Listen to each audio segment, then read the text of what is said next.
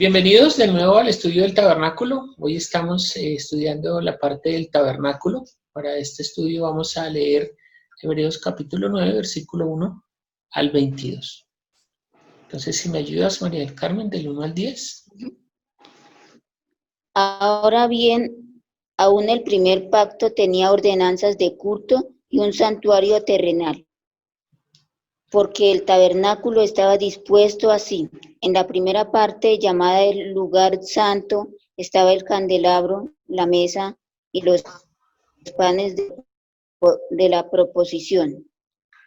Tras el segundo velo estaba la parte del candelabro llamada el lugar santísimo, el cual tenía un incensario de oro y el arca del pacto cubierta de oro por todas partes, en la que estaba una urna de oro que contenía el maná,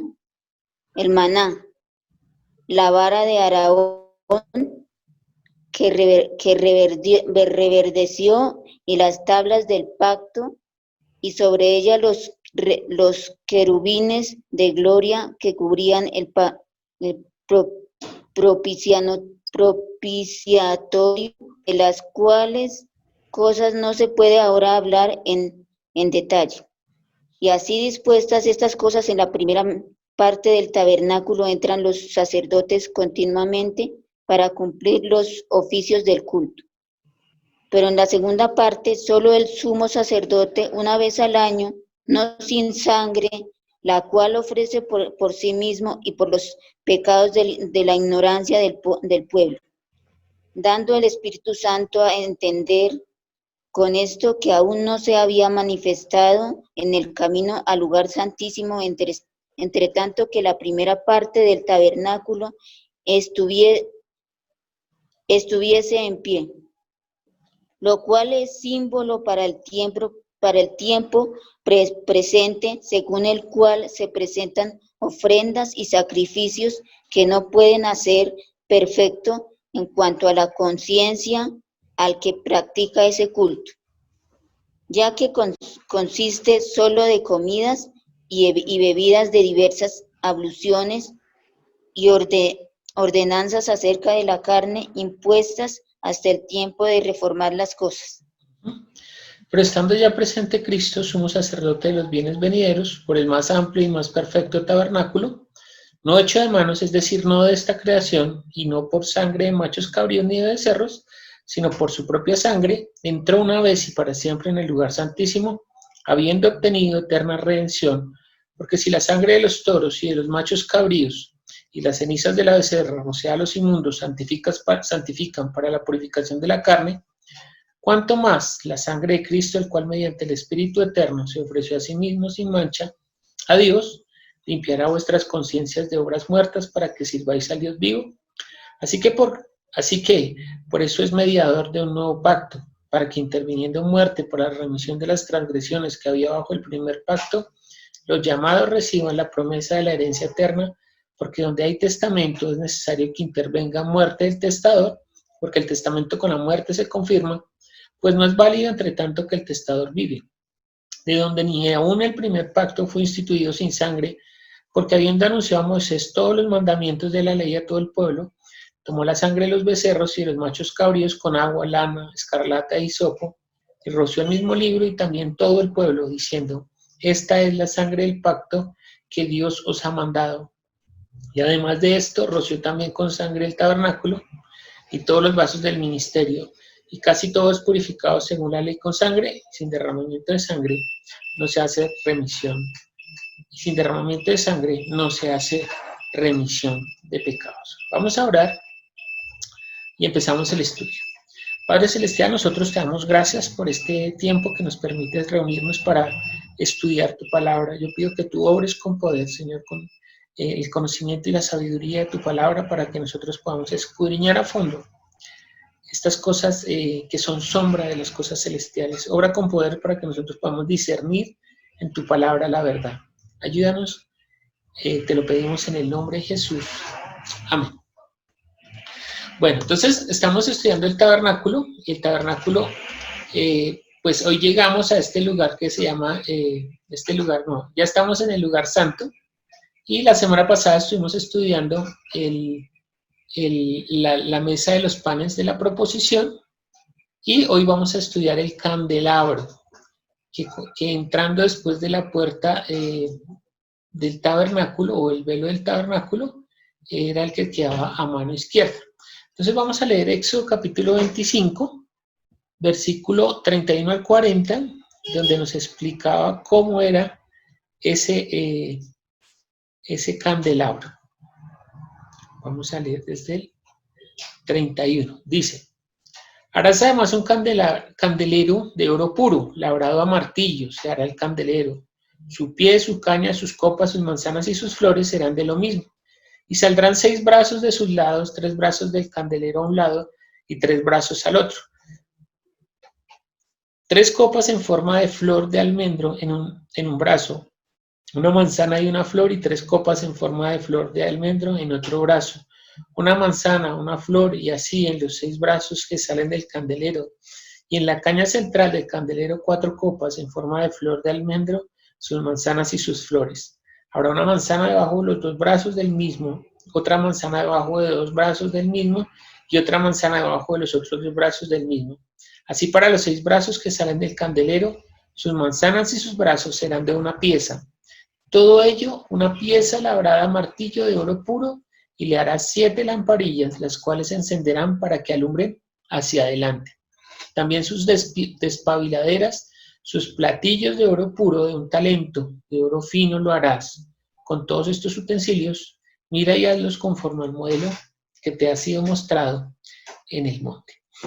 Entonces dice que este candelabro había sido hecho de un talento, ahí lo tenemos, este es el candelabro, más o menos así como lo está diciendo, con unas flores, con unas manzanas, con unas campanillas, donde se depositaba el aceite, y dice que fue hecho de una sola pieza, o sea, no fue ensamblado, sino que fue hecho de una sola pieza, y fue hecho por personas o artesanos capacitados que Dios había provisto para hacer esta obra. Es que era muy difícil hacer esta obra de una sola pieza, es una cosa que es difícil, ¿no? Porque normalmente los joyeros o los artesanos hacen partes y las van pegando, pero esto tendría que haber sido labrado a martillo y de una sola pieza, de un talento de oro.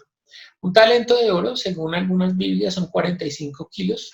En otras Biblias el peso de un talento es de 37, bueno, no es muy de acuerdo, pero a mí me parece que el más aproximado es como entre 45 y 50 kilos. Pesaba este candelabro, porque fue hecho de un talento. Ahí en Éxodo 30-35, pues vemos que el Señor trajo personas capacitadas para hacer esta labor, porque se necesitaba que fueran personas que supieran del arte. Miremoslo ahí, Éxodo 35, del 30 al 35, dice: dijo Moisés a los hijos de Israel: mirad, Jehová ha nombrado a Besasel, hijo de Uri, hijo de Ur, de la tribu de Judá, y lo ha llenado el Espíritu de Dios en sabiduría, en inteligencia, en ciencia y todo arte, para proyectar diseños, para trabajar en oro, en plata, en bronce, y en la talla de piedras de engaste y en obras de madera, para trabajar en toda labor ingeniosa. Y ha puesto en su corazón el que pueda enseñar, así como a Oliab, hijos de Ahisamach, de la tribu de Dan, y los ha llenado sabiduría de corazón para que hagan toda obra de arte y de invención, y de bordado en azul, en púrpura, en carmesí, en lino fino, en telar, para que hagan toda labor e inventen todo diseño. Entonces fíjense que estos hombres pues fueron provistos por Dios, les dio esos dones para que ellos pudieran trabajar, y la capacidad de enseñar a otros este arte. Y este candelabro pues siempre debería estar encendido, ¿no? Siempre debería mantener aceite y siempre debería mantenerse encendido. Ahorita vamos a ver por qué debía mantenerse encendido ese candelabro. Dice la Biblia que hay una promesa en el Antiguo Pacto, que Dios prometió habitar en la oscuridad. ¿Qué significa esto? Pues miremos lo que dice Segunda de Crónicas. ¿Qué significa eso? Que por boca de Salomón dijo Dios que Él vendría y habitaría en la oscuridad.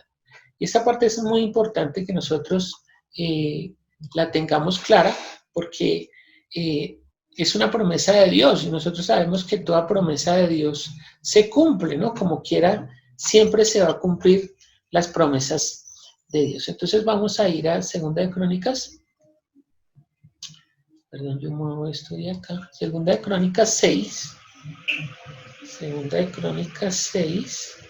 Y vamos a leer desde el 1 y el 2 más bien.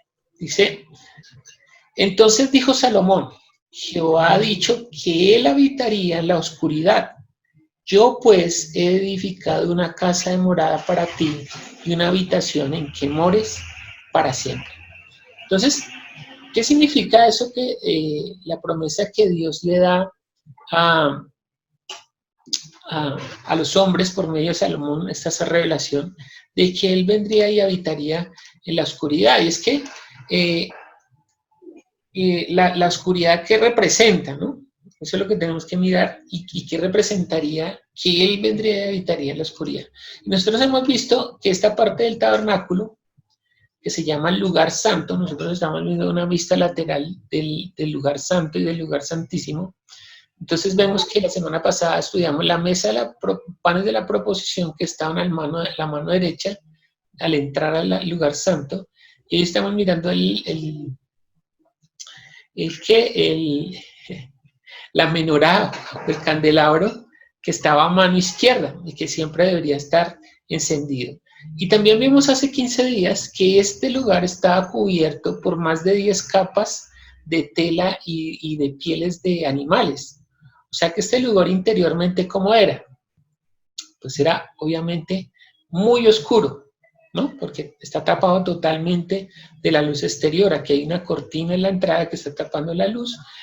Todo esto está cubierto con madera, todo alrededor del tabernáculo, y estaba además cubierto con más de 10 capas de telas y de pieles de animales. Entonces, ¿qué significaría eso? Que estaba en la oscuridad total de ese tabernáculo y lo único que alumbraba era esa menorá o ese candelabro. Entonces, lo primero es que pues estamos viendo que ese lugar era muy oscuro, ¿no? Entonces, cuando uno está en el exterior, en la luz, y entra a un lugar oscuro, pues los ojos no ven absolutamente nada, ¿no? Tardan un tiempo en adecuarse a la oscuridad. Pero si no hay con qué alumbre, pues por más que se adecúen los ojos, tenemos una limitación que nosotros no podemos ver en la oscuridad, ¿no? Con Cellulux nosotros no tenemos ninguna opción de ver hacia el interior. Entonces, esa menorá representaría como este universo, o este lugar creado de abajo, cuando el Señor dice, ustedes son de abajo, yo soy de arriba, está hablando de los lugares creados, ¿no? En Hebreos capítulo 1 dice que Él creó, que por Jesús creó el universo, pero realmente en el original dice que creó los sistemas de cosas, o los siglos, o los lugares creados, uno arriba, uno abajo, está hablando de este universo y del cielo de los cielos. Y en este universo, o este lugar de abajo, pues este es un lugar de oscuridad. No solo por la luz natural, ¿no? Sino por algo más. Miremos lo que dice Romanos, capítulo 12. Romanos capítulo 12, versículo 12. Romanos capítulo 5, perdón. Versículo 12. Yo aquí me equivoqué. Romanos 5, versículo 12. Y Daisy, bienvenida, y si me ayudas con el Salmo 23, 4. Dice Romanos 5.12. Voy a permitir que busque Daisy el versículo para poder que no se pierda la lectura de Romanos capítulo 5, versículo 12, porque este lugar o este universo es un lugar de oscuridad. No solamente estamos hablando de la luz natural, sino en qué sentido es un lugar de oscuridad. ¿Ya tiene el Salmo? Sí, ya. Bueno, entonces presta atención a la lectura de Romanos capítulo 5, versículo 12, dice: por tanto, como el pecado entró en el mundo por un hombre y por el pecado la muerte, así la muerte pasó a todos los hombres por cuanto todos pecaron. Entonces, este universo es el lugar de muerte, ¿no? Porque por algo que se introdujo por medio del hombre, y es que este hombre que se llamaba Adán, pues cometió transgresión en contra del mandato de Dios y su espíritu murió. Y entonces dice el autor de Romanos, que es el apóstol Pablo dice en Romanos que por cuanto entró ese pecado, entonces entró la muerte. Y la muerte pasó, dice que la muerte pasó a todos los hombres por cuanto todos pecaron. Bienvenida, Eusebia. Entonces, fíjese que nosotros hemos mirado, ¿cómo así que por Adán nosotros somos pecadores? Pues sí, porque él fue nuestro representante legal con respecto a las cosas divinas. Y él transgrede la ley, entonces esa transgresión nos llegó a nosotros, eso es lo que dice. Entonces, ¿en qué se constituyó este lugar? Miremos lo que dice Salmo 23:4. Ahora sí me haces el favor. Ok.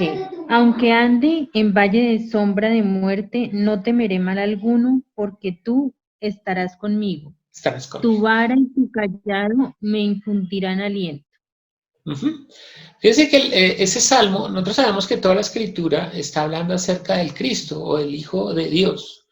Y ahí está hablando el Hijo de Dios diciendo que aunque pase por el valle de la sombra de la muerte. Nosotros ya hemos visto que el Señor en el principio era Dios o estaba con Dios y Él se despojó de ser igual a Dios para venir y habitar en este lugar de oscuridad. Y entonces Él está mencionando ahí, o el salmista David está mencionando con respecto a Él, que Él vendría y pasaría por en medio del valle de la sombra de la muerte. Entonces, miremos que lo que está hablando de la Biblia, cuando la Biblia habla de oscuridad, no solamente habla de la ausencia de luz, sino de la muerte. Por eso el Señor, en la promesa que le da a Salomón, es una promesa profética.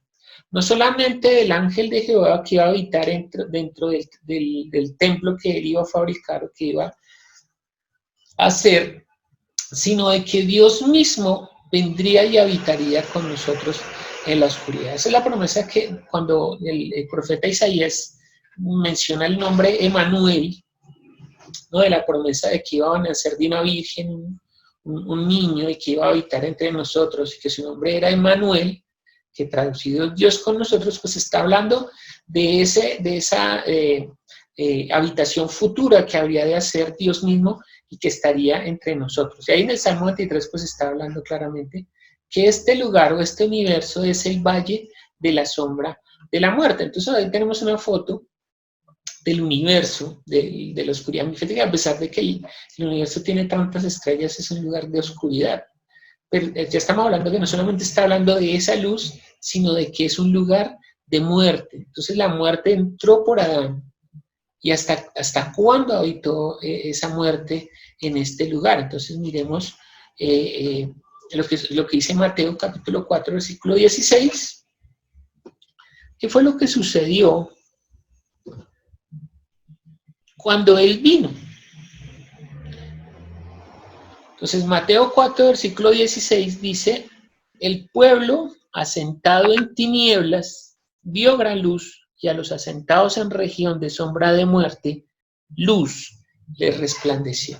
Entonces fíjense que es muy hermoso, porque el apóstol Mateo, aquí escribiendo, inspirado por el Señor, pues está hablando de esta oscuridad, que este pueblo estaba asentado en tinieblas, o estaban asentados en la muerte espiritual. Y cuando ellos estaban asentados en esa región de sombra de muerte, luz le resplandeció. Entonces, ¿cuándo le resplandeció la luz a este pueblo? ¿Cuándo entró la luz a este universo? Entonces, aquí estoy simbolizando con un rayito de luz, ¿no? Para entendimiento nuestro lúdico, pero eso fue lo que hizo Dios por medio de su Hijo, ¿no? En Filipenses capítulo 2 dice que Jesús, siendo en forma de Dios, no estimó el ser igual a Dios como cosa que aferrarse, sino que se despojó y siendo formado en semejanza de hombre, habitó en este lugar. O sea que él, para entrar a este lugar, tuvo que despojarse de ser igual a Dios. Entonces, cuando entra Jesús a este universo, el valle de la sombra de la muerte se cambió por el resplandor, o vimos el resplandor de su gloria. Entonces, si me ayudas, y no sé si Eusebia me estás escuchando, o María del Carmen, mientras que se conectó, usted ya no sé si usted ya está conectado. Entonces me ayudas, Daisy con Hebreos 1.3 y María del Carmen con Juan 1.4, para mirar qué fue esto que sucedió cuando Jesús entró en este lugar, qué fue lo que sucedió. Entonces cuando lo tengan, lo leen de uno. Primero Daisy, después María del Carmen. ¿Sí me escuchaste? Sí. Don Pablo, pero hay un ruido muy feo. ¿Ruido? Es que como acá queda como hay una carpintería acá al frente de la casa. Ah, no, déjame escuchar. Sí. Voy a tratar de hablar un poquito más fuerte a ver si nos escuchas. Entonces Pero, no. pero es Juan 1.4, María del Carmen, si lo tienes. ¿Sí? Solo un versículo, Solo ¿sí? un versículo, sí. Y Daisy, Listo. Hebreos 1.3. Ya tengo Hebreos 1:3. Listo, léelo. El cual, siendo el resplandor de su gloria y la imagen misma de su sustancia, y quien sustenta todas las cosas con la palabra de su poder, habiendo efectuado la purificación de nuestros pecados por medio de sí mismo, se sentó a la diestra de la majestad en las alturas. Entonces, ahí está hablando obviamente del Hijo, de Jesús. Dice que Él es el resplandor de su gloria. El resplandor de su gloria está hablando de Jesús. Es que en Él está la vida. Ahora sí, María del Carmen, Juan 1.4, ¿qué dice? En él estaba la vida y la vida era la luz de los hombres. La luz La de los luz hombres. sí. Sí, léelo, La léelo. luz en las tinieblas resplandece. ¿Sí? ¿Sigo?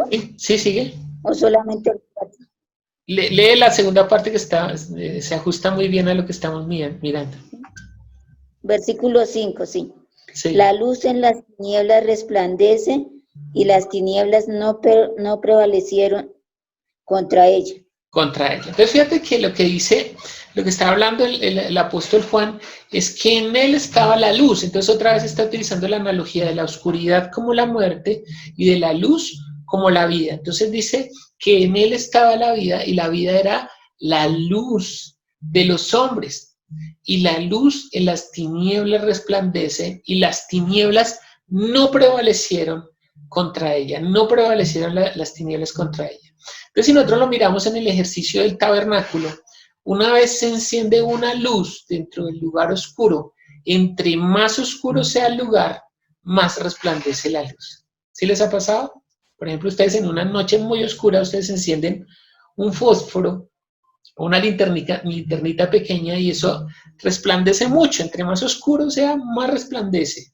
Y nosotros estábamos asentados, como dice el apóstol Mateo, este pueblo estaba sentado en ese valle de la sombra de la muerte, pero vimos su luz, su gloria, el resplandor de la gloria en Jesús, o sea, en Él estaba la vida y la vida era la luz de los hombres. Entonces me parece que esto es muy impresionante, poder entender cómo está hablando la Biblia con base en lo que está sucediendo en el tabernáculo, que a pesar de que era un lugar oscuro, esta luz de esta menorá o de este candelabro iluminaba el interior y ya vemos qué simboliza en Jesús, que Él es esa luz que resplandeció en medio de las tinieblas, porque esa era la promesa que le había dado, que Salomón nos había dado por medio de cuando él está construyendo el templo, dice que Dios había prometido que habitaría en medio de las tinieblas, que habitaría en la oscuridad y que haría su templo eternamente en esa oscuridad.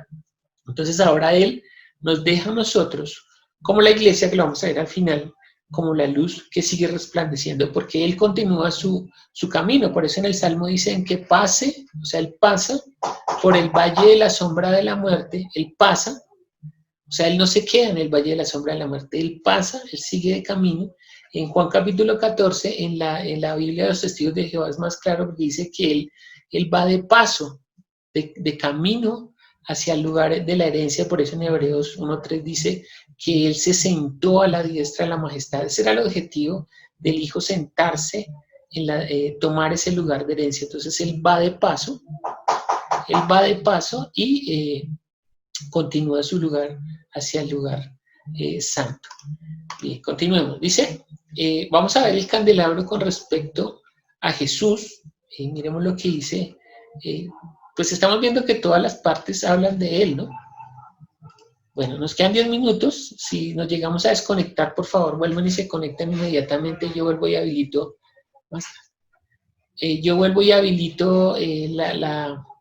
La reunión para que ustedes se vuelvan a conectar. Dice Lucas 4. No sé si me quieras ayudar. Creo que veo a Laura, está con Eusebia, estoy mal. Si es Laura, ¿quién está con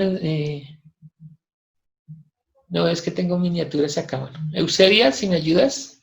Con Lucas capítulo 4, versículo 16 al 21.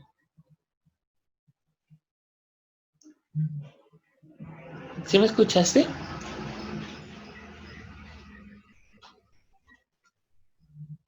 Hola.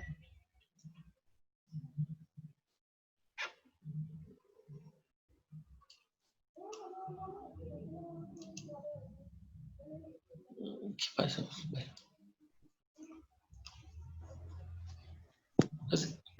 Eso, perfecto.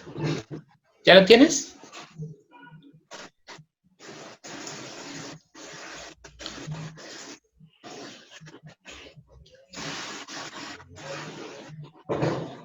Hola.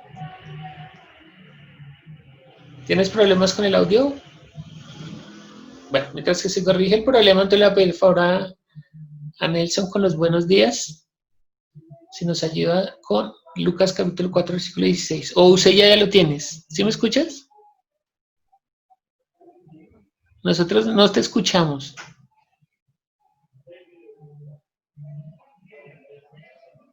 Bueno, mientras que se arregla el problema con Eusebia, entonces porfa, Nelson. 4:16. Lucas Lucas 4:16. 16 al 21. Vino a Nazaret, donde se había criado, y en el día de reposo entró en la sinagoga conforme a su costumbre y se levantó a leer. Y se le dijo el libro de del profeta Isaías, y se le dio el libro del profeta Isaías, y habiendo abierto el libro, halló el lugar donde estaba escrito: el Espíritu del Señor está sobre mí, por cuanto me ha ungido para dar buenas nuevas a los pobres. Me ha enviado a sanar a los quebrantados de corazón, a pregonar libertad a los cautivos y vista a los ciegos, a poner la libertad a los oprimidos, a predicar el año agradable del Señor.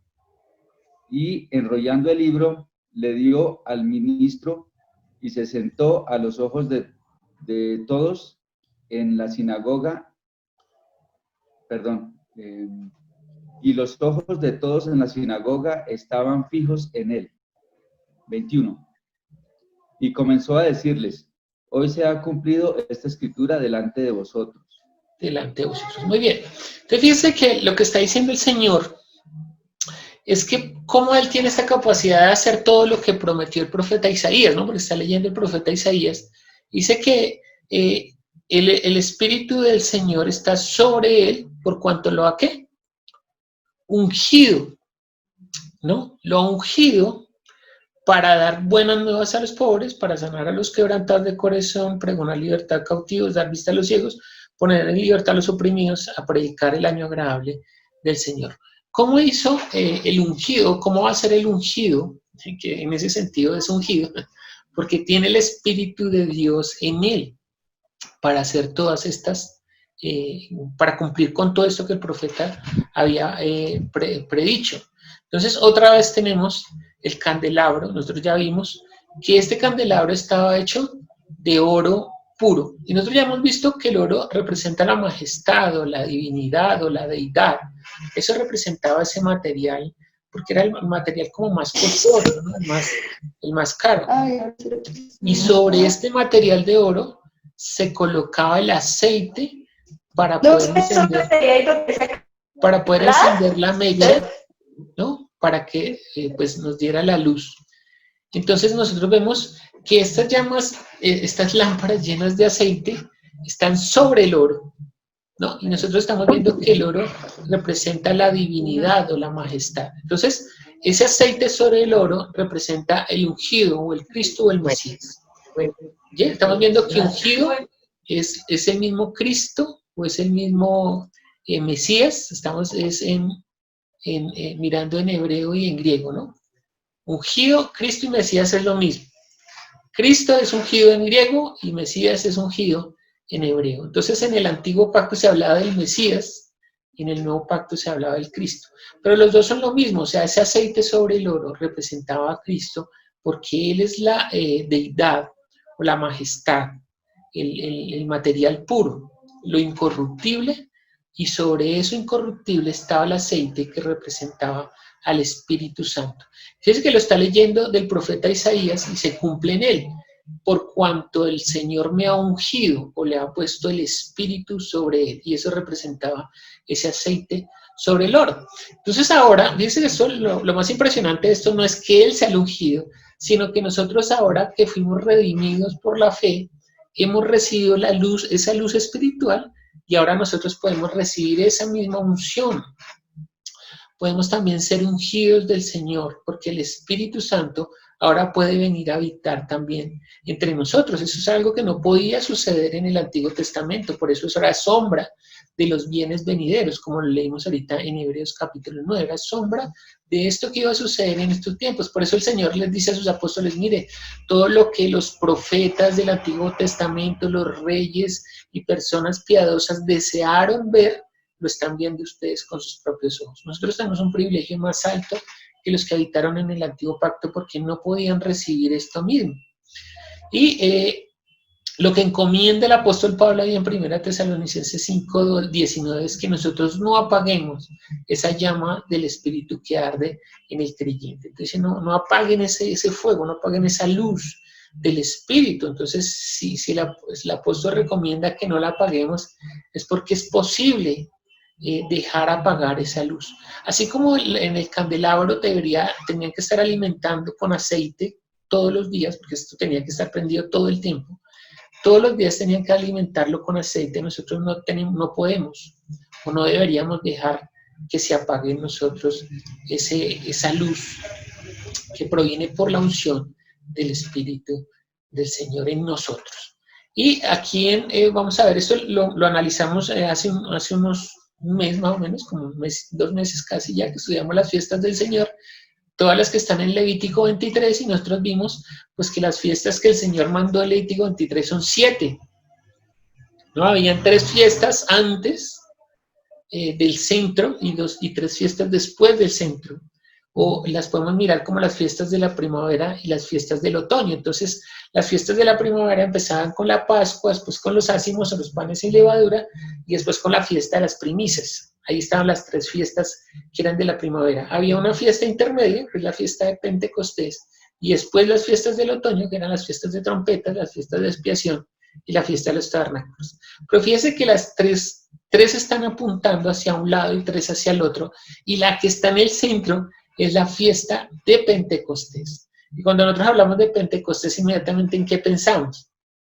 Pues en el Espíritu Santo, ¿no? Porque es en esa fiesta es que los discípulos del Señor reunidos en el aposento alto son bautizados con el poder del Espíritu Santo. Entonces, eso también representaría, esas fiestas también estaban apuntando hacia el centro de las fiestas, que era Pentecostés, ¿no? Entonces, 3 hacia un lado, 3 hacia el otro, y la del centro, que es Pentecostés. Entonces, esta luz también es la luz que ilumina el templo o el tabernáculo. El apóstol Pablo también dice, ustedes no saben que ustedes son templo del Espíritu Santo.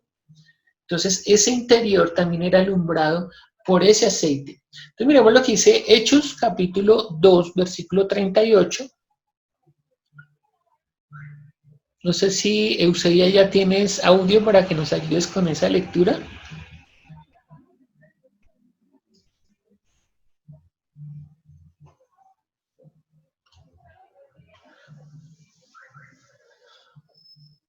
Hello. O Daisy, entonces si nos ayuda, si está Daisy por ahí. Hechos 2:38, vamos a ver algo que, este es lo que, este es uno de los primeros discursos que empieza a hablar el apóstol Pablo lleno del Espíritu Santo, está ahí en Hechos 2:38. Entonces, por favor, Daisy, si nos haces el favor. Ok.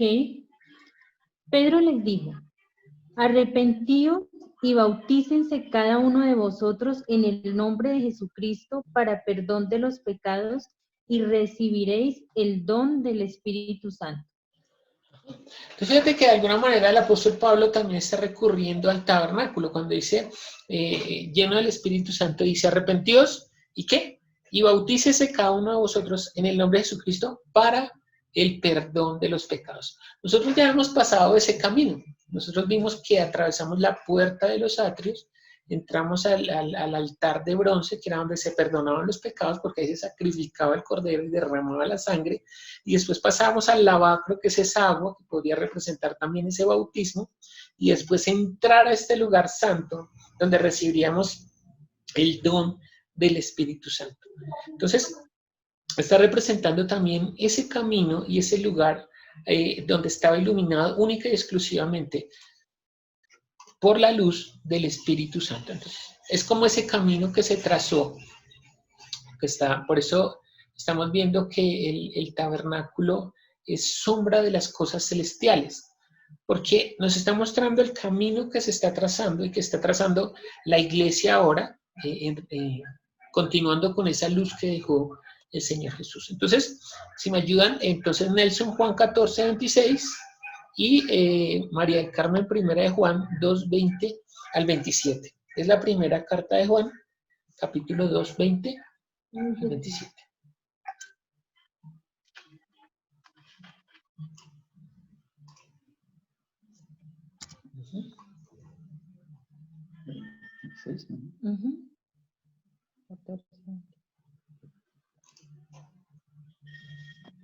Juan 14:26. Ajá, ¿qué dice?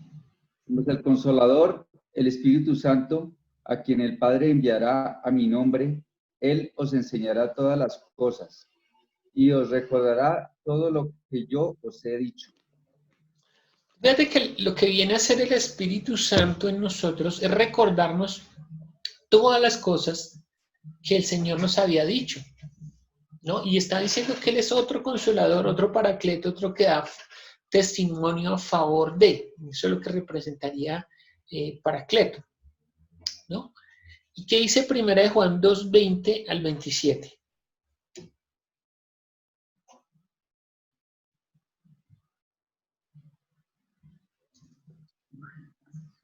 ¿Lo tienes, María del Carmen? No, señor, no lo encuentro. Entonces, lo voy a leer, yo lo tengo acá. Vale, gracias. Para ganar tiempo. Dice 1 de Juan 2:20 al 27. Dice, pero vosotros tenéis la unción del Santo y conocéis todas las cosas. No os he escrito como si ignoraseis la verdad, porque la conocéis, porque ninguna mentira procede de la verdad. ¿Quién es el mentiroso sino el que niega que Jesús es el Cristo? Este es anticristo, el que niega al Padre y al Hijo. Todo aquel que niega al Hijo tampoco tiene al Padre. El que confiesa al Hijo tiene también al Padre.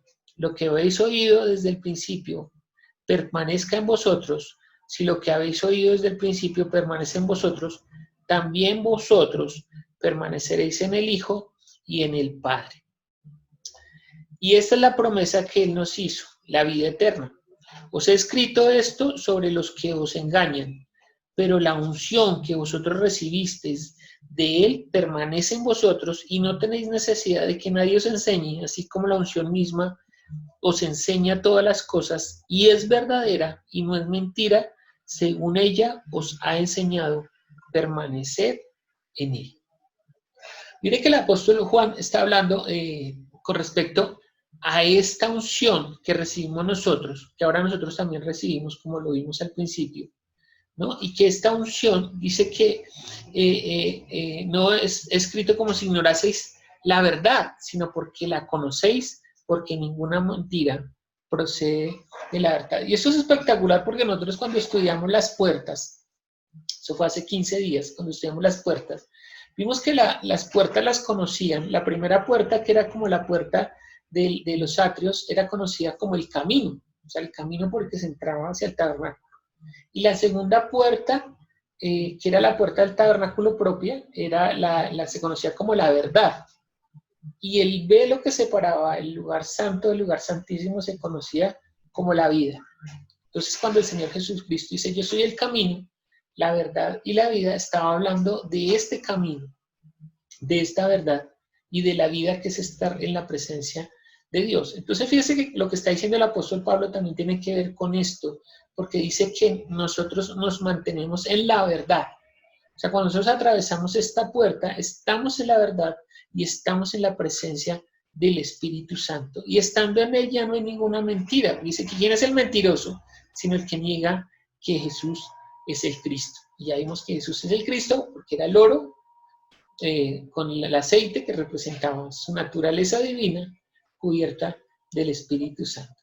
Entonces nosotros al estar en este lugar, al cruzar la puerta de la verdad, nosotros deberíamos mantenernos en la verdad. Y el Espíritu Santo hará para que lo hagamos, para que nos mantengamos. Entonces fíjese que toda la Escritura está hablando prácticamente de lo mismo, ¿no? Y también está utilizando un símil y es dar vista a los ciegos. Es que ¿qué pasa cuando una persona es ciega?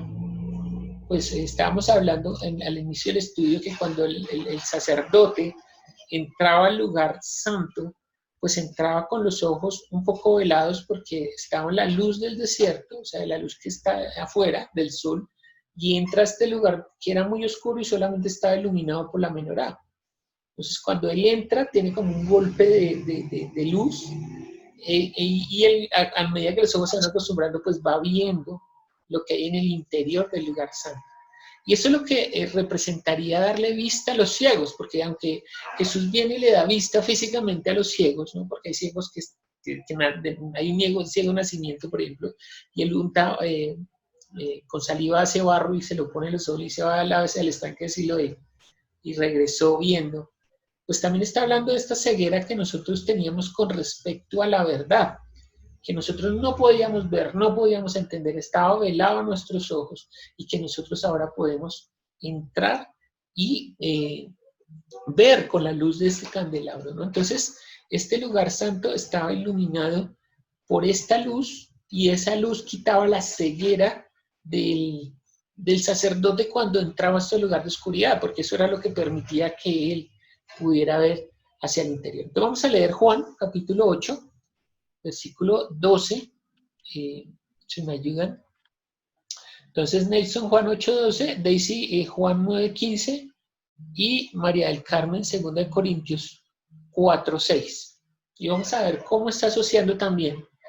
Que ya vimos que lo primero era que ese lugar de oscuridad pues representaba este universo y que lo primero que estamos haciendo la analogía era que la oscuridad la estaba asociando con la muerte y la luz con la vida. Pero también estamos viendo que está hablando de la ceguera espiritual o con respecto al conocimiento de Dios. Porque eso es lo que dice Juan 17:3, que la vida eterna se trata de conocerlo tal como es. Entonces Juan 8:12 nos va a ayudar para eso y Juan 9:15.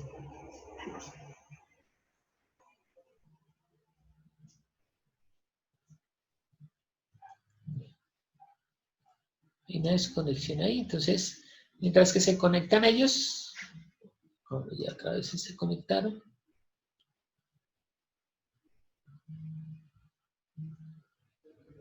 Listo. Una pequeña caída ahí, pero bueno. Entonces, Nelson ya tiene Juan 8:12. Pablo, ¿me escucha? Sí, perfecto. Sí, ¿me escucha? Sí. Es que se nos fue la luz acá. Ay, bueno, nada que volvió rápido. Sí, no, pues. Listo. Quedaron en oscuridad, ya pues. Sí. Juan 8:12. Sí. Otra vez Jesús les habló diciendo, yo soy la luz del mundo, el que me sigue no andará en tinieblas, sino que tendrá la luz en la vida, la luz de la vida. La luz de la vida. ¿Y qué dice el 9:15?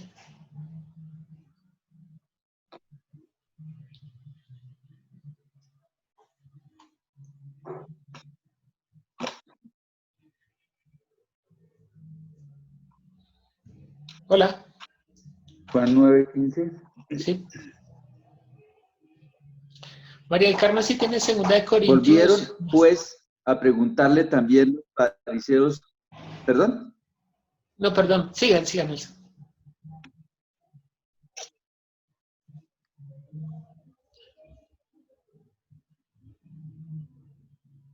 Pablo, ¿no le escuchó? Más tarde. El 9:15, qué pena que yo lo interrumpí. Ok. Juan 9:15. Volvieron pues a preguntarle también los fariseos cómo había recibido la vista. Sí. Él les dijo, me puso lodo sobre los ojos Ahorita no. y me lavé y veo.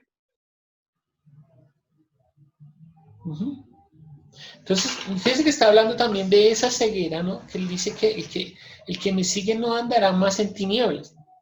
Obviamente aquí hay un restablecimiento de la vista física, pero eso está hablando del restablecimiento de nuestra vista espiritual, que nuestros ojos espirituales fueron abiertos y nosotros ahora podemos entender todas las cosas. Sí, Él es el que nos da la revelación de todas las cosas. Miremos lo que dice 2 Corintios 4:6. ¿Ya lo tienes, María del Carmen?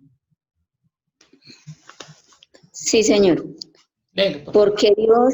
Porque Dios que mandó que de las tinieblas resplandeciese la luz, es el que resplandeció en nuestros corazones para iluminación del conocimiento de la gloria de Dios en la faz de Cristo. Entonces fíjate que él fue el que mandó que de las tinieblas resplandeciera la luz. Entonces fíjate que nosotros también éramos ciegos con respecto a las cosas celestiales, con respecto a la verdad.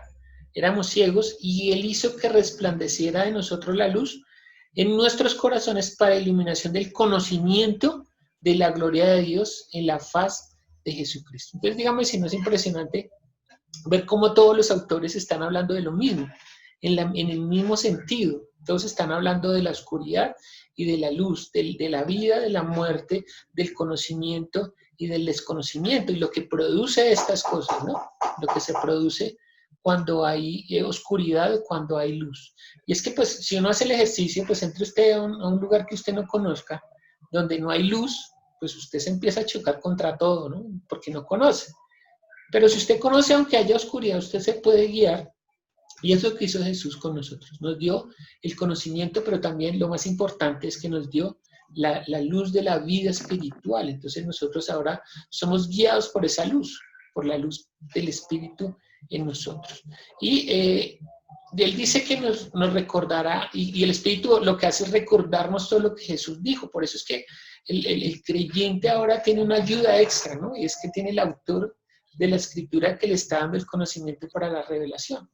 El Salmo 119, 105 dice que lámpara es a mis pies tu palabra y lumbrera a mi camino. Entonces, esa luz, esa palabra que Él nos dio, es la que abrió ese camino, la que nos permite que nosotros caminemos sin tropezar, porque eso es lo que hacen, por ejemplo, en el campo, en estos días que estuvimos en el campo, pues cuando no hay luna y uno camina de noche, pues es tremendo, ¿no? Pero la lámpara se coloca antes uno la coloca antes, para que le alumbre lo que viene en el camino, ¿no? Y eso es lo que hace la palabra, nos anuncia lo que viene para que nosotros no tropecemos en el camino. Entonces, otra cosa es que el candelabro fue labrado a golpe de martillo, ¿no? Vimos que era de una sola pieza y que se fue labrado a golpe de martillo por unos especialistas, pero era a golpe de martillo. Entonces vamos a ver lo que dice Isaías, capítulo 53, con este respecto. Isaías, capítulo 53, y vamos a leer del 3 al 12. Entonces, si quieren, yo lo leo, yo ya lo tengo acá. Dice, despreciado y desechado entre los hombres, varón de dolores, experimentado en quebranto, y como que escondimos de él el rostro, fue menospreciado y no lo estimamos. Ciertamente llevó él nuestras enfermedades y sufrió nuestros dolores, y nosotros le tuvimos por azotado, por herido de Dios y abatido. Mas el herido fue por nuestras rebeliones, molido por nuestros pecados. El castigo de nuestra paz fue sobre él, y por su llaga fuimos nosotros curados.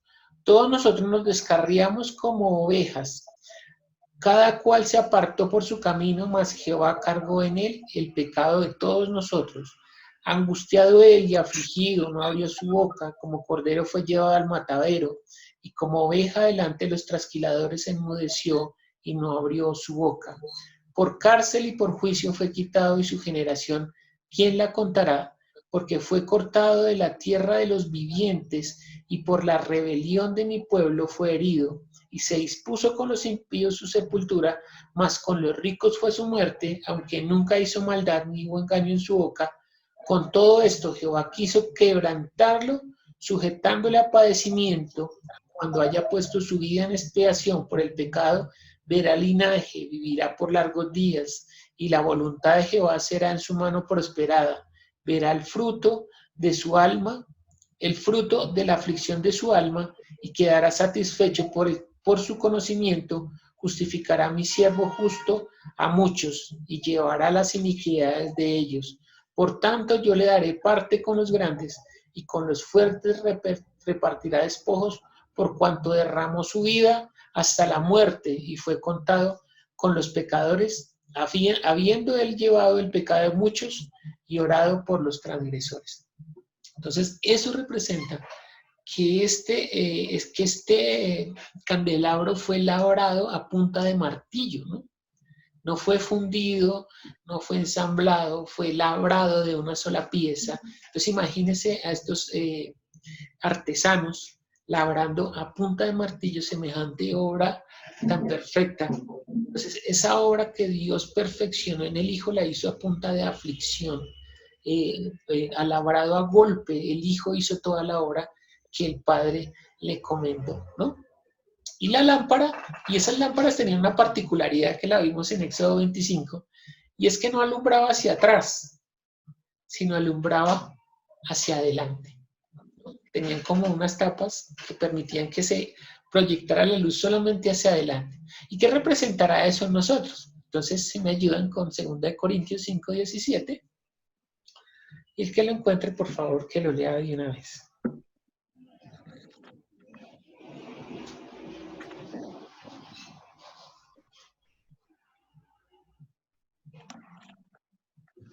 De modo que si alguno está en Cristo, nueva criatura es. Las cosas viejas pasaron. He aquí, todas son hechas nuevas. Pues fíjate que el simbolismo es que las cosas viejas, ¿qué? Pasaron, o sea, se quedaron atrás, ya no alumbra más hacia atrás, alumbra es hacia el futuro, hacia lo que viene, hacia lo glorioso. Lo que quedó atrás quedó el pecado, quedó la transgresión, quedó la ofensa, y lo que está adelante es la restitución, la conciliación, la comunión, el amor del Padre. Entonces, fíjate que todos los detalles, y dice el autor de los Hebreos en el capítulo 9 que leímos hoy, dice cosas que en este momento no podemos mirar a detalle, ¿no? Él está hablando pues a grosso modo, y nosotros estamos hilando un poquito más fino. Dice, en este momento no podemos mirar a detalle, pero pues cada detalle representa algo en la verdad. Por eso nosotros en la verdad tenemos toda la revelación de parte del Hijo, y la luz que proviene del Espíritu Santo nos da esa capacidad. Vamos a leer finalmente lo que representa la iglesia de Jesucristo. Este candelabro representaría también la iglesia. Miremos lo que dice Apocalipsis, capítulo 1, versículo 12 hasta el 20. Dice así: y me volví para ver la voz del que hablaba conmigo, y vuelto vi 7 candeleros de oro, y en medio de los 7 candeleros a uno semejante al Hijo del Hombre, vestido de una ropa que llegaba hasta los pies, y ceñido por el pecho con un cinto de oro. Su cabeza y sus cabellos eran blancos como blanca lana, como nieve, sus ojos como llama de fuego, y sus pies semejantes al bronce bruñido, refulgente como el de un horno, como en un horno, y su voz como estruendo de muchas aguas. Tenía en su diestra 7 estrellas, de su boca salía una espada aguda de 2 filos, y su rostro era como el sol cuando resplandece en su fuerza. Cuando le vi, caí como muerto a sus pies, y él puso su diestra sobre mí, diciéndome: no temas, yo soy el postrero, el primero y el último, y el que vivo, y estuve muerto. Mas he aquí que vivo por los siglos de los siglos, amén. Y tengo las llaves de la muerte y del Hades. Escribe las cosas que has visto, y las que son, y las que han de ser después de estas. El misterio de las 7 estrellas que has visto en mi diestra, y de los 7 candeleros de oro. Las 7 estrellas son los ángeles de las 7 iglesias, y los 7 candeleros que has visto son las 7 iglesias. Entonces, si usted sigue leyendo Apocalipsis, entonces empieza a hablar a cada iglesia particularmente, ¿no? Entonces, escribe a la iglesia que está en Esmirna, la de Éfeso, a la de Tiatira, bueno, a todas las iglesias, les envió un mensaje con respecto a lo que sucede puntualmente en cada iglesia. Y dice que cada candelero, dice que eran 7, y cada candelero era una iglesia. Entonces, habla de 7 iglesias y de 7 espíritus. ¿Y por qué habla así? Pues pasemos ahí a Apocalipsis, capítulo 4. Apocalipsis, capítulo 4, y vamos a leer el versículo 5. Dice: y del trono salían relámpagos. Cuando habla del trono, está hablando en nuestro ejercicio del tabernáculo, es el lugar santísimo. Y del trono salían relámpagos y truenos y voces delante del trono, y ardían 7 lámparas de fuego, las cuales son 7 espíritus de Dios. Y delante del trono había como un mar de vidrio semejante al cristal. Entonces dice que habían 7 espíritus de Dios. Habían 7 espíritus de Dios. Entonces, ¿qué significarán esas 7 iglesias y esos 7 espíritus? Entonces, eso está en Isaías capítulo 11. Tenemos que ir a Isaías capítulo. Mire que las diferencias de los tiempos, a mí me parece esto muy impresionante, porque Apocalipsis es un texto, un libro que escribe Juan en Patmos, más o menos hacia el año, eso es como el año, pues algunos datan este libro hacia el final del primer siglo, pero algunos otros dicen que es antes del año 70. Yo pienso que sí es como hacia el año 90, más o menos, que está escribiendo el apóstol Juan esta revelación. Pero el profeta Isaías escribió 600 años antes. O sea que tenemos una diferencia como entre 700 años entre uno y otro. Y mire lo que está escribiendo el profeta. Obviamente parece que alguien les estuviera soplando a los dos, ¿no? Porque están escribiendo de la misma manera. Miremos lo que dice del 1 al 4, Isaías 11. Dice: saldrá una vara del tronco de Isaí y un vástago. Nosotros ya hemos visto que esto representa a Jesús, cuando lo llaman Nazareno. Bueno, eso parte de otro estudio. Retoñará de sus raíces y reposará sobre él el espíritu de Jehová, espíritu de sabiduría y de inteligencia, espíritu de consejo y de poder, espíritu de conocimiento y de temor de Jehová. Y le hará entender, diligente en el temor de Jehová. No juzgará según la vista de sus ojos, ni arguirá por lo que oigan sus oídos, sino que juzgará con justicia a los pobres y arguirá con equidad por los mansos de la tierra, y herirá la tierra con vara de su boca, y con el espíritu de sus labios matará al impío. Esto es impresionante, porque el profeta Isaías está hablando de esto mismo que está hablando el apóstol Juan en Apocalipsis, porque aunque el mensaje es para 7 iglesias, esto representaba la iglesia única del Señor con la cual él iba a hablar. ¿Y con qué espíritu iba a hablar? ¿No? Porque uno a veces piensa que son 7 espíritus de Dios, pero realmente lo que estaba representando era la forma como el ungido o el Cristo había de hablar a esta iglesia. ¿No? Porque si uno mira particularmente cómo le escribe a cada iglesia, pues esa es la iglesia universal, ¿no? Nosotros podríamos ajustarnos a una o a todas con respecto a lo que el Hijo está hablando a las iglesias. Y es que dice que los 7 espíritus es la forma con la que Él va a hablar. Entonces dice que tiene el espíritu de Jehová. Nosotros no entendemos que eso representaba la sombra del Espíritu Santo que estaba sobre Él. Ese es el primer espíritu. Pero está como matizado como por otros 6 espíritus. ¿Qué espíritus? Pues el de la sabiduría, así nos habría de hablar el ungido. Así nos habló, con sabiduría, con consejo, con conocimiento, con temor, con poder y con inteligencia, ungido por el Espíritu de Dios.